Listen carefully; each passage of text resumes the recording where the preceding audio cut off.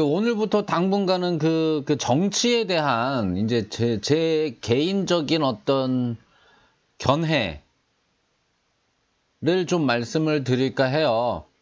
뭐 중요하건 안 하건 간에 여하간 뭐 제 머릿속에 들어있는 어떤 사고 체계나 뭐 이런 것들에 대한 배경을 말씀드리지 않고 본론으로 들어가면 괜한 오해를 살 수도 있다라는 생각도 들고, 아니면 뭐 괜한 뭔가 조금 더 이해를 하는데, 그 상호간에 이해를 하는데 어떤 생각을 가지고 있는가 저 사람이, 뭐 그런 건 조금 뭐 도움이 되지 않겠어요? 처음 이제 정치를 논하면서 저는 처음으로 꼽은 게 전쟁이에요. 뭐 이게 순위가 있고 중요도가 있어서가 아니라 그냥 전쟁부터 생각이 났어요. 전쟁은 그 여러 가지 형태의 싸움 중에 한 형태인 거죠. 그 딸아이랑 잠깐 이제 아주 어리고 귀여운 제 딸아이가 뭐 한 중학생쯤 되니까 이제 그런 게 이제 뉴스도 이제 흘끔흘끔 보게 되고 그러면서 이제 저한테 물어요. 왜 전쟁을 하냐고 사람들이. 그래서 제가 뭐 안 하면 뭐 어쩌냐고. 그랬더니 말로 하면 되지 않냐 그래요. 말로 해서 안 들으면 내가 어쩌냐 그랬어요. 그럼 포기해야지 그래요. 포기할 만한 것이 아니라면, 포기하면 내가 죽는다면. 그랬더니 그래도 사람을 죽여가면서까지 뭔가를 해야 돼? 라고 그래요. 그래서 제가 예를 하나 들었어요. 그 두 나라가 있는데 한쪽은 열심히 어떻게든 농사를 잘 지어서 겨울에 먹을 게 있고, 하나는 어쩌다 보니까 뭐 놀았는지 어쨌는지 아니면 그냥 운이 없었는지 뭐 홍수가 났는지 가뭄이 들었는지 겨울에 먹을 게 없어졌다 치자. 그 한쪽은 여하간 먹을 게 없어서 다 죽게 생겼다. 그럼 그냥 죽으면 되냐? 그랬더니 좀 빌려달라 그러면 되잖아. 먹고 살 게 있는 쪽에. 그랬더니 먹고 살 쪽에도 빌려줄 만한 건 없어. 그거 빌려주게 되면 누군간 굶고 죽어야 돼. 100명이 있으면 100명 중에 뭐 10명은 죽어야 돼. 그럼 그냥 죽을까? 그랬더니 그래요. 그렇구나. 전쟁을 할 수밖에 없구나. 라 그래요. 곰곰이 생각해보면 그렇단 말이에요. 전쟁은 할 수밖에 없는 거예요. 이 모든 개체는 서로 싸웁니다. 이 싸운다라는 표현이 마음에 안 들으면 어쩔 수 없지만, 뭐 여하간 싸움이든 전쟁이든 뭐 다툼이든 분쟁이든 티격태격이든 어떤 형태로 표현을 하든지 간에 여하간 모든 개체는 서로 싸웁니다. 이건 부모 자식 간에도 싸우고, 싸운다라는 표현이 마음에 안 들면 표현만 바꾸면 돼요. 여하간에 부모 자식 간에도 뭐 만사가 의견이 일치해서 아무런 트러블이 없을 수는 없죠. 심지어 제 내면 속에서도 서로 다퉈요. 뭐 작게는 외부에서 침입한 세균과 저희 면역 체계가 매일같이 다투고 있겠죠. 목숨을 건 싸움을 하고 있겠죠. 뭐 여하간 생명체들이잖아요. 그리고 어떤 심정적으로도 제 몸속에, 제 정신 속에 그 한계가 아니죠. 그 심정도 저의 이런 면과 저런 면이 공존하고 있는데, 내 마음이라는 어떤 추상적인 개념조차도 이런 면 저런 면 요런 면이 공존하고 있는데 그런 면들끼리 서로 다퉈요.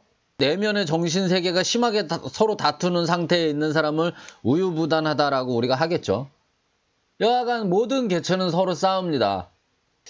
이 평화라는 것은 싸움과 싸움 간의 사이에 낀 상태를 우리가 말하는 것일 뿐이지 추구한다거나 이루어진다거나 그런 것이 아닙니다. 아까 예를 들었던 다 굶어 죽게 생긴 어느 집단이, 어느 국가가 그냥 죽으면 되냐고요. 평화를 추구해서, 평화를 사랑해서 그냥 죽으면 되냐고요. 그런 게 아니죠. 그런 게 아니에요. 내가 아무리 이런 가치를 추구한다고 하더라도 이건 상대가 있는 그런 개념이죠. 내가 아무리 안 싸우려고 애를 써도 상대조차 그렇게 생각하지 않는 한 싸움이 안 일어날 수는 없죠. 일방적으로 맞더라도 그것도 싸움은 싸움이잖아요. 나는 평화를 추구해. 그러니까 그냥 맞을 거야. 그냥 맞아서 죽을 때까지 맞을 거야, 그냥. 그리고 죽을 거야. 뭐 이런 자세로 있는 사람이 있을 수는 있겠죠. 그렇다고 그게 싸움이 아닌가요? 한쪽이 한쪽을 힘껏 때리고 있는데 계속? 그 상태는 싸움의 상태죠. 그래요. 이런 모호한 개념에 가치를 두고 추구한다라는 것은 그냥 말로써 말만 하니 말만 할까 하노라. 말잔치로 끝나고 마는 거예요. 아무 의미 없다고요. 뭐 추구하거나 말거나 추구 안 하거나 말거나 아무 관계가 없다고요. 말하고 싶은 것은 개인이든 면역체계든 국가든 다 마찬가지란 말이에요. 언제 싸우더라도 대체로 이길 수 있는 자신을 만들고 유지하는 것. 그것은 우리가 추구하거나 이루어진다거나 할 수 있는 것이죠. 건강. 개인의 몸으로 따지면 건강, 국가로 따지면 부국, 강병, 이런 개념은 추구할 수 있죠.